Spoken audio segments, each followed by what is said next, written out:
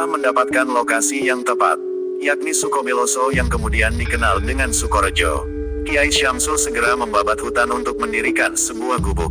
Menurut keterangan Sukobeloso kala itu, masuk wilayah kekuasaan tertinggi bangsawan di daerah itu. Menurut keterangan, Sukobeloso kala itu masuk wilayah kekuasaan tertinggi kepala desa Kaji Maya.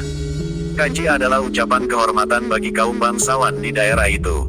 Menurut keterangan Kaji Maya, setelah Kiai Samsul datang ke Sukobeloso dan berhasil mendirikan langgar atau musola, nama Beloso diubah menjadi Sukorejo.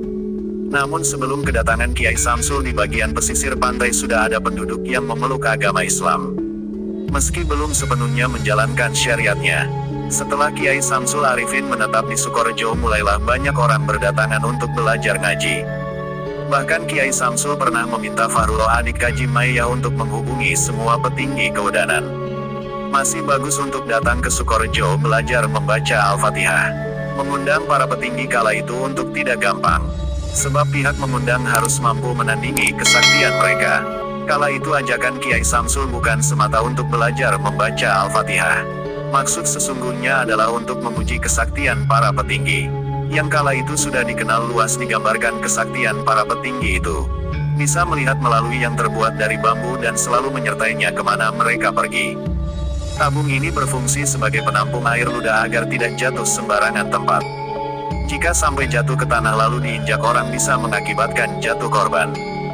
Ceritanya, ilmu kanuragan ini mereka belajar dari menghadapi binatang buas, yang hampir setiap malam berkeliaran di pemukiman penduduk. Untuk menanamkan pengaruh di kandang singa itu, lantas mengundang mereka untuk belajar Al-Fatihah dan membuka praktek pengobatan semacam tabib.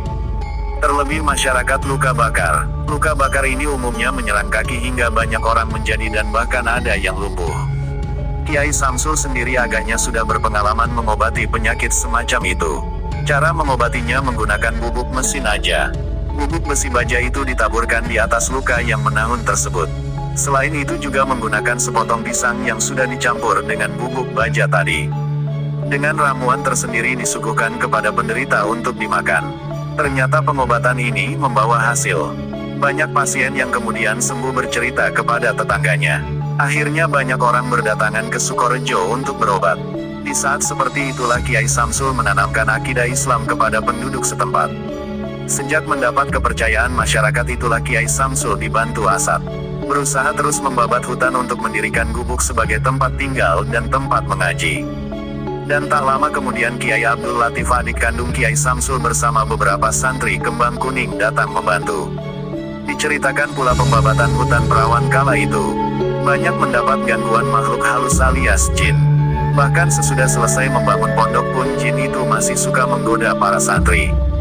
Untuk mengusir jin itu Kiai Samsul minta bantuan tokoh idolanya, yakni Kiai Asadullah. Ceritanya sang Habib itu kemudian pindahkan rumah jin dengan tuntas. Tali diikatkan pada ujung pancung kelapa lalu ujung pancung itu dibawa ke tepi pantai. Dan dilepaskan dengan layar sapu tangan seperti layaknya melepas pemberangkatan perahu ikan. Selain makhluk halus, binatang buas juga berkeliaran tak habis-habisnya.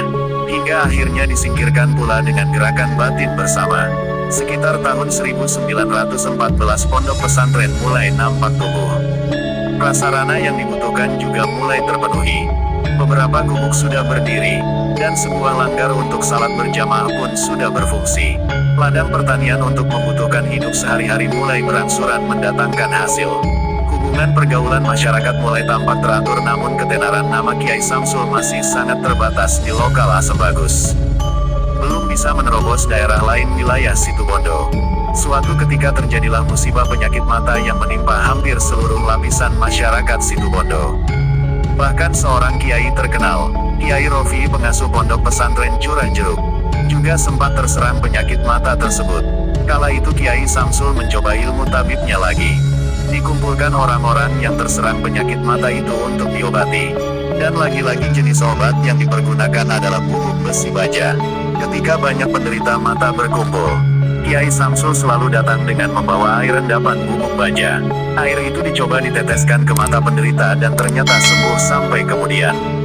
Kiai Rofi pun ikut berobat. Dan sembuh. Sejak itulah nama Samsul terkenal masyarakat luas wilayah Situbondo.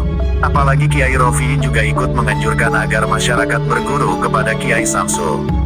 Sehingga banyak orang kemudian berdatangan untuk berguru. Malah ada yang bersedia menetap di Sukorejo.